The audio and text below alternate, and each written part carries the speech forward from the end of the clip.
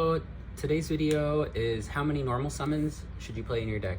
So a normal summon, for someone that doesn't know, like one of my besties that's watching these videos, thank you, is a monster and its level is less than 4, and you like have it in your hand and you're just gonna be like, I summon this guy and then I attack or I do whatever. And the idea here is that if you don't have any level 4 or lower monsters in your deck, then you like literally can't do anything unless you have another card that says like you can normal summon a higher monster. So the point is that most decks will play at least one normal summonable monster, and that monster is usually very strong. This is Aleister the Invoker, just like my nephew, and he is the strongest normal summon in the game probably. But the problem is that if you draw more than one, that's bad. Because if you have all 3 in your hand, you can only summon one of them, and these other 2 are just like dead cards in your hand. So we have the probability of drawing a normal summon, and we want this number to be as low as possible, because we want to see a normal summon in our hand for sure. Like, it gets our whole game plan going. But the other problem is that we have the probability that n is greater than 1, and we also want this to be as low as possible because we don't want to draw more than 1. We only want to draw 1. Another way to think about this would be that if we had a deck, and let's just say our deck is 3 cards again, how can we get this to be as low as possible? Well, if we play only normal summons, we can get it to be 100%, which would make this percent 0%. So the answer to this, to get this as low as possible, is as many as possible. But if we want to get this probability as low as possible, well, the only way to ensure that we never draw more than 1 is to only play 1. And if we only play 1, then we can't draw more than 1. So only 1. And this is where the problem arises, that like in one sense we want to play as many as possible, and in another sense we want to play as few as possible. So what's the answer? Here's some like quick math, which will be pretty bad if you don't like math. So if I write n factorial, this is equal to n times n minus 1 times n minus 2 all the way until you get to 1. So if I write 5 factorial, it's equal to 5 times 4 times 3 times 2 times 1. 3 factorial will be 3 times 2 times 1.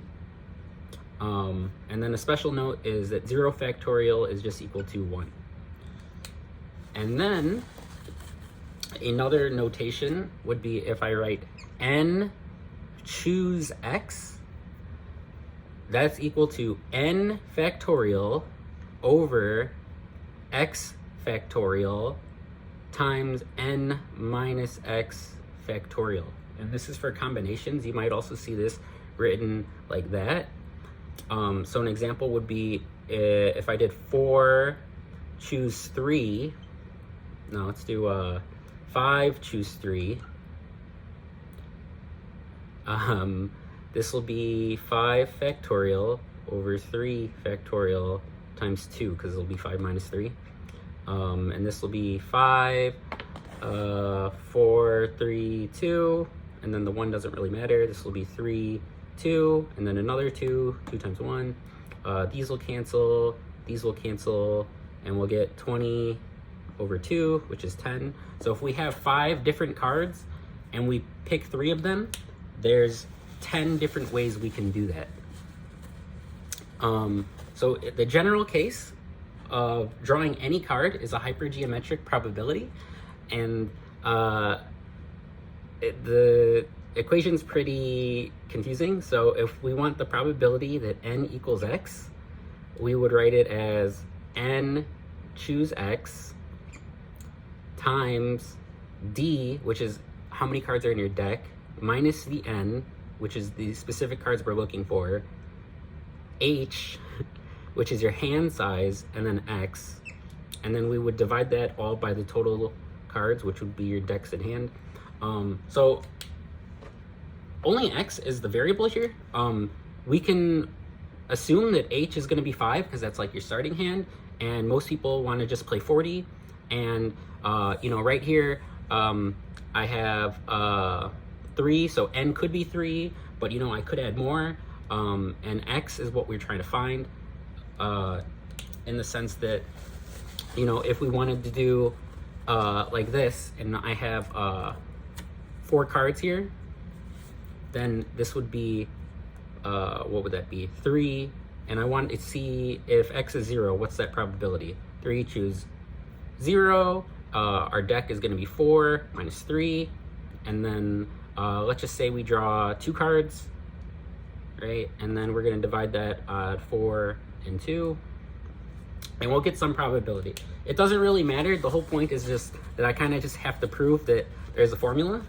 So the formula we care about is the probability that N equals 0. Actually, hold on, let me do this in another color, because I'm gonna, instead of like doing the formula, I'm just gonna graph it because I think that's a lot easier. So here's our N, and we're trying to find the best N so that we can fit 2 criteria. And here's our probability. So here's 0% down here, and also 0N.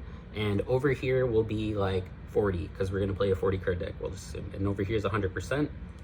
So the first graph we look at looks like this. And this is the probability that N is equal to 0. So if we play, actually, is that right? Is N equal to 0? No, this is the probability that N is not equal to 0. So if we play 0, we got 0. If we play as many as possible, 40, well, this will be 100%. Right? Pretty straightforward, maybe. The other graph looks like this. These touch, technically. And this is the probability that N is greater than 1. And if we think about it again, well, when it's over here, it's always going to be greater than 1, so it's 100%, because we're only playing 40 cards. When it's down here, it's going to be lower,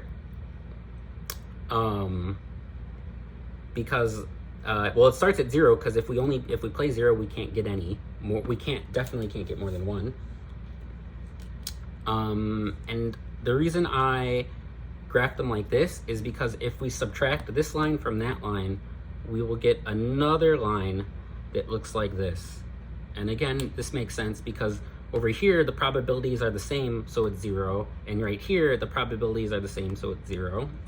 And the interesting thing to note here is this top point, because that would mean that this probability is as far away from that probability as possible. Which would be like a good way of saying that, okay, we want to minimize this, or we want to maximize this line, so we want the highest point, but we want the lowest point in this line.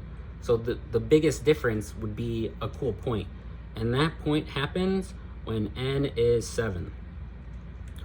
And the funny thing to note is that Aleister the Invoker, you play 3 Aleisters, 3 Magical Meltdowns, which searches for Aleister, and 1 Terraforming, which searches for Magical Meltdown, which means in essence you're playing 7 Aleisters. And probabilistically, is that, I feel like I need to look up what the term is, but the probability of that is maximized with these 7.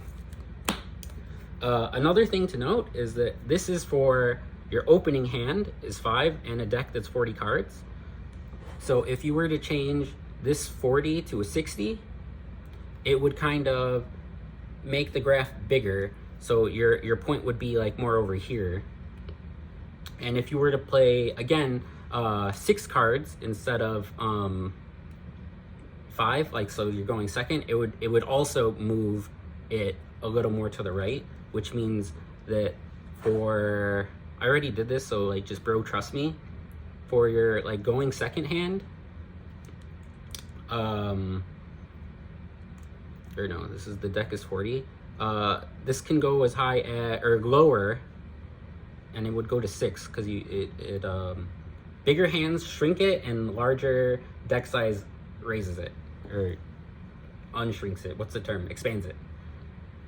So this number can kind of change, and you basically want between 6 and 8 is good for a 40 card deck, because you know you're not always going to be going first. And then for a 60 card deck, you want to go between 9 and 11.